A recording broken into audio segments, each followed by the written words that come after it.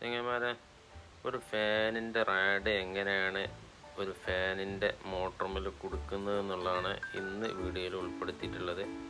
നമുക്ക് ആ റാഡിൻ്റെ ഒരു സൈഡ് കട്ടിങ് വരുന്നുണ്ട്, ഒരു സൈഡ് കട്ടിങ് ഇല്ലാത്ത ഭാഗം. ഈ കട്ടിങ്ങുള്ള ഭാഗം നോക്കിയിട്ട് നമുക്ക് ഫാനിൻ്റെ ഷാഫ്റ്റിൻ്റെ ഭാഗത്തായിട്ട് കൊടുക്കുക.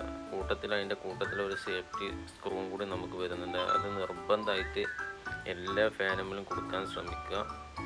കാരണം എന്താ വെച്ചാൽ ബോൾട്ട് ഏതെങ്കിലും ഒരു കാരണവശാൽ നമുക്ക് പൊട്ടി വീഴാൻ സാധ്യത കൂടുതലാണ്. അപ്പോൾ അതുകൊണ്ട് നമുക്ക് ഈ സേഫ്റ്റി സ്ക്രൂ കൂടി നമുക്ക് കൂട്ടത്തിൽ കൊടുക്കൽ അത്യാവശ്യമാണ്.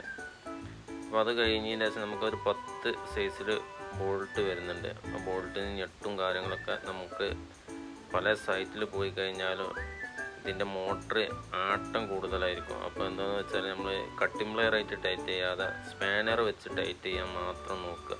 കട്ടിംഗ് പ്ലെയറായിട്ട് ടൈറ്റ് ചെയ്ത് കഴിഞ്ഞാൽ ഇതിൻ്റെ ആ കട്ടിങ് വരുന്ന ഭാഗം ഷാഫ്റ്റുമ്മിൽ ടൈറ്റായി നിൽക്കില്ല. അപ്പോൾ അതുകൊണ്ടാണ് ആട്ടം കൂടുതൽ വരുന്നത്. അപ്പോൾ നമ്മൾ 10 സൈസിലുള്ള ബോൾട്ട് അല്ല സ്പാനർ വെച്ചിട്ട് ടൈറ്റ് ചെയ്യാൻ നോക്കുക.